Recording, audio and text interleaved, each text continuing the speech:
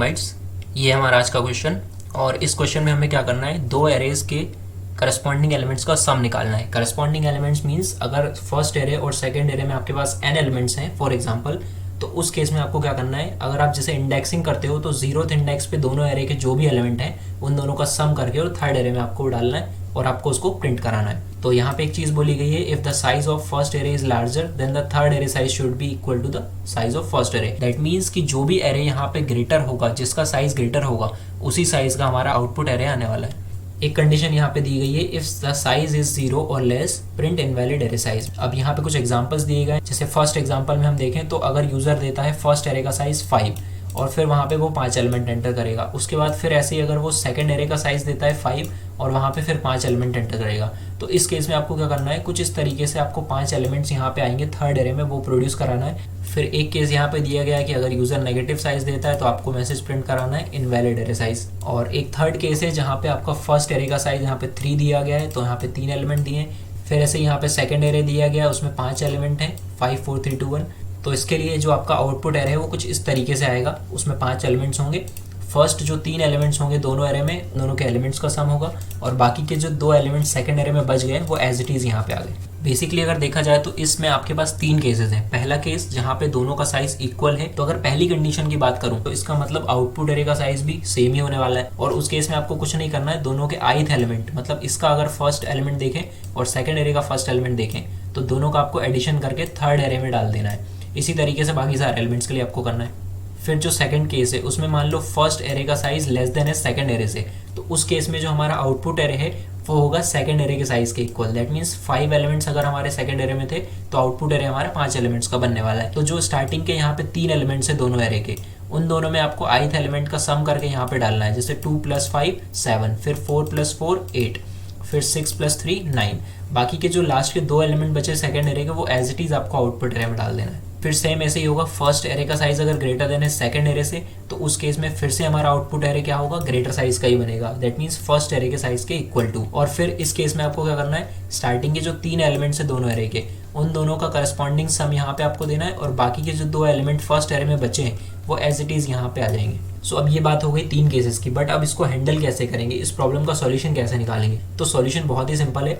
हम क्या करने वाले हैं कि पहले थर्ड एरे का साइज डिसाइड कर लेंगे। अब थर्ड एरे का साइज कैसे डिसाइड करेंगे, तो हमें कंडीशन दी गई थी कि जिस भी एरे का साइज ग्रेटर है उसके इक्वल टू थर्ड एरे का साइज होने वाला है। दैट मीन्स अगर इस पर्टिकुलर केस को आप देखो तो अगर मेरे पास यहाँ पे साइज फर्स्ट एरे का ग्रेटर है सेकंड एरे से, तो इसका मतलब मेरा आउटपुट एरे का साइज क्या होने वाला है, 5 होने वाला है। अब मेरा साइज डिसाइड होने के बाद मैं क्या करूंगा, एक लूप चलाऊंगा। अब उस लूप में मैं यहाँ पे 3 कंडीशन डाल दूंगा, ठीक है, जिसको हम आगे देखेंगे। अभी इसको लॉजिकली समझो कि अगर जैसे मैं एक लूप चलाता हूँ तो मेरा जो लूप है वो कितनी बार चलेगा, जितना मेरे को आउटपुट एरे चाहिए उतनी बार चलेगा। सपोज करो उस लूप में एक इंटीजर लेता हूँ i, कुछ इस तरीके से मेरा 0 1 2 3 4 इंडेक्सेस होंगे, ठीक है। मतलब ये अगर मैं देखूँ फर्स्ट एरे की बात करूँ तो उसमें 0 1 2 3 4 इंडेक्सेस होंगे, तो इसका मतलब मैं एक i एलिमेंट जो ले रहा हूँ उसको 0 से स्टार्ट कर रहा हूँ। सो इनिशियल कंडीशन में मेरा i होगा 0, उसके बाद फिर जैसे ही मैं आगे बढ़ता जाऊंगा तो मेरा i इंक्रीमेंट होता जाएगा, ठीक है। इस तरीके से मैं एक फॉर लूप लगा दूंगा। अब इस फॉर लूप में मैं क्या करने वाला हूँ, जैसे मैं फर्स्ट एलिमेंट पे गया तो मैं एक कंडीशन लगा दूंगा कि जब मेरा i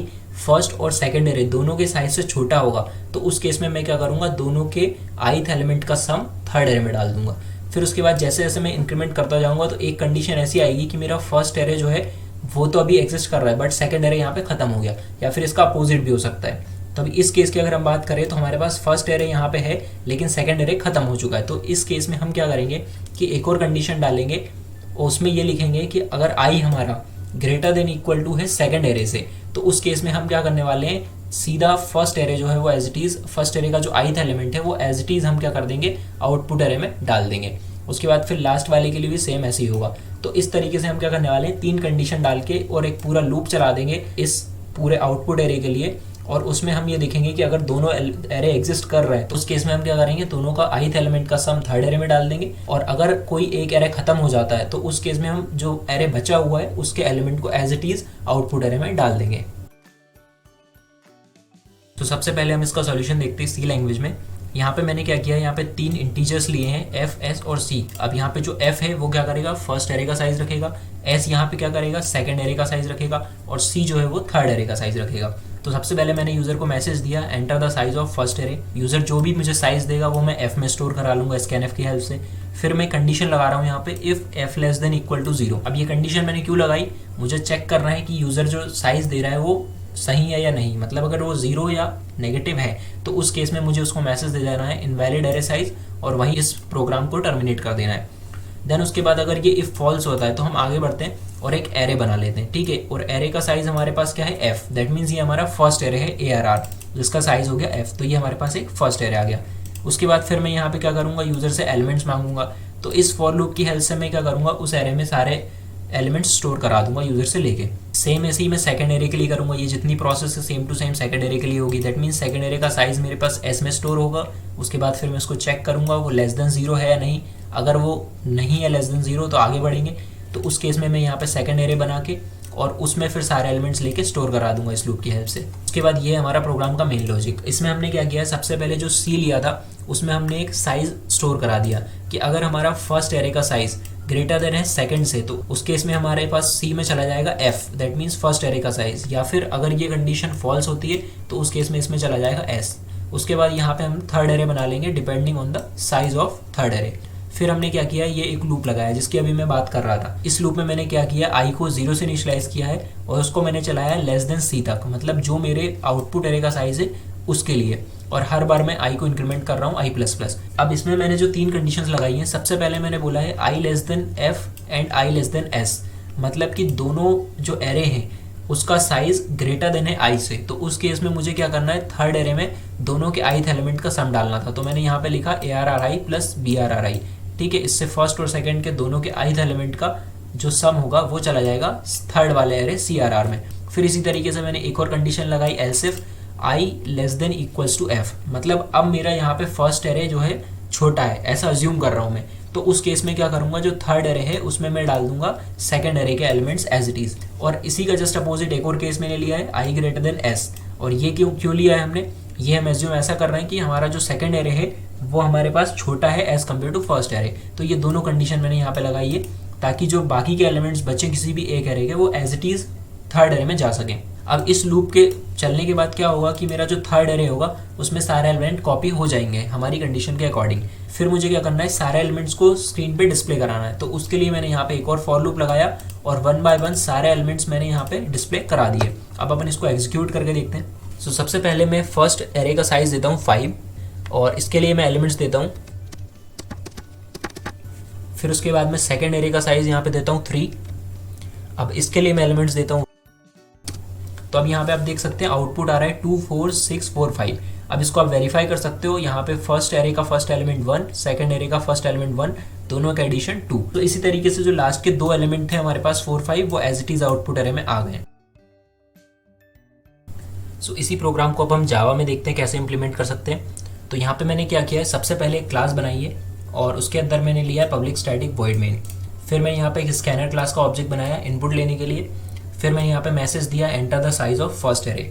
अब यूज़र से मुझे फर्स्ट एरे का साइज लेना है तो मैंने यहाँ पे एक इंटीजर लिया f और उसमें मैंने kb.nextInt की हेल्प से फर्स्ट एरे का इनपुट ले लिया। फिर उसके बाद यहाँ पे मैंने चेक की condition if f less than equal to 0, that means अगर साइज 0 और नेगेटिव है तो उस केस में हम यहाँ पे प्रिंट करा देंगे इनवैलिड एरे साइज और वहीं से कर जाएंगे एग्जिट। system.exit की हेल्प से ये प्रोग्राम यहीं पे टर्मिनेट हो जाएगा। और अगर ये कंडीशन फॉल्स होती है तो हम क्या करेंगे, आगे बढ़ेंगे और एक एरे हम बना लेंगे जिसका साइज होगा यहाँ पे f। तो ये हमारा फर्स्ट एरे है ARR।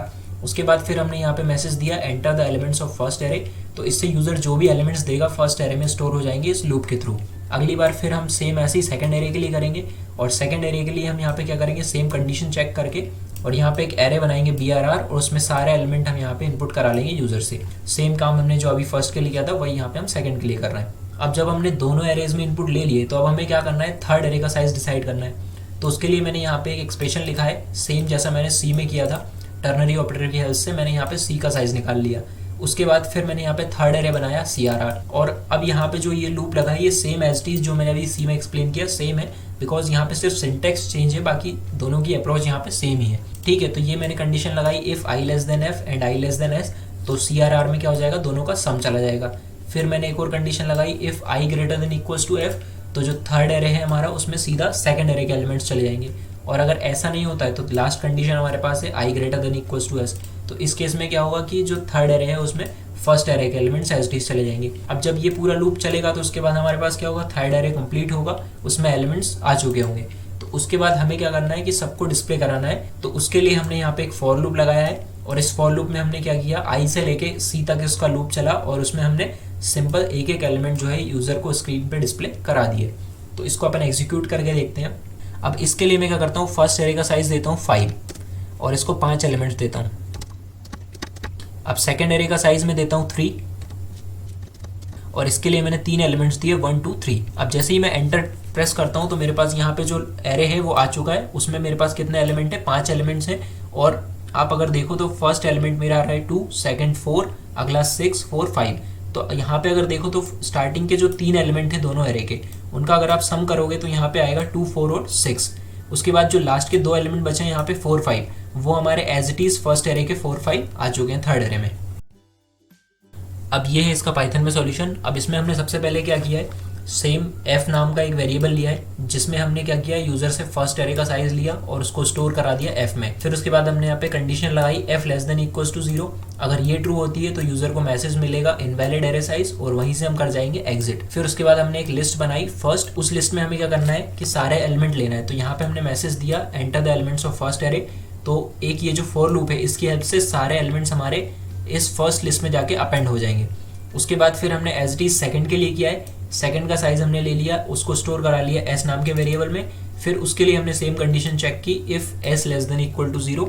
अगर ये कंडीशन ट्रू होती है तो यहाँ पे मैसेज डिस्प्ले हो जाएगा इनवैलिड एरे साइज और वहीं से कर जाएंगे हम एग्जिट। अगर ये कंडीशन फॉल्स होती है तो हमने क्या किया, यहाँ पे सेकंड नाम की एक लिस्ट बना ली, उस लिस्ट में हम सेकंड एरे के सारे एलिमेंट स्टोर करा लेंगे यूजिंग दिस फॉर लूप। अब यहाँ तक सारी चीजें क्लियर है कि हमने फर्स्ट और सेकंड नाम की 2 लिस्ट बना ली, उसमें हमारे पास सारे एलिमेंट्स आ गए। अब हमने क्या किया कि जो थर्ड एरे का साइज है उसको निकालने के लिए यहाँ पे इफ एल्स का यूज किया, बिकॉज यहाँ पे टर्नरी ऑपरेटर नहीं होता है। तो हम यहाँ पे क्या कर रहे हैं, if F is greater than S तो सी में हम डाल देंगे एफ, या फिर अगर ये कंडीशन फॉल्स होती है तो एल्स में जाके हमने बोला सी इक्वल टू एस। तो इससे क्या हुआ कि हमारा जो थर्ड एरे है उसका साइज डिसाइड हो जाएगा। फिर हमने यहाँ पे एक थर्ड लिस्ट बनाई जिसका नाम हमने रखा थर्ड। अब उसके बाद मैंने यहाँ पे जो पूरा फॉर लूप लगाया ये हमारा मेन लॉजिक है।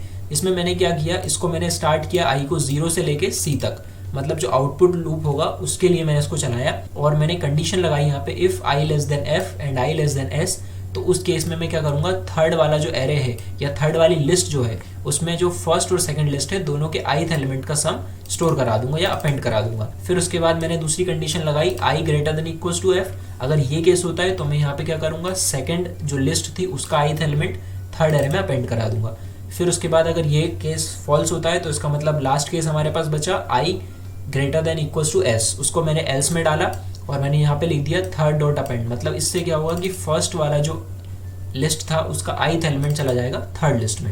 सो इस लूप के बाद मेरे पास थर्ड लिस्ट जो होगी उसमें सारे एलिमेंट्स होंगे जो मुझे डिस्प्ले कराना है। तो उसके लिए मैं क्या करता हूँ, यहाँ पे एक फॉर लूप लगाता हूँ और उसमें मैं 1 बाय 1 सारे एलिमेंट्स यहाँ पे डिस्प्ले करा देता हूँ। सो अब इसको हम रन करते हैं। तो सबसे पहले मैं साइज देता हूँ 5 और इसके लिए मैं एलिमेंट्स देता हूँ।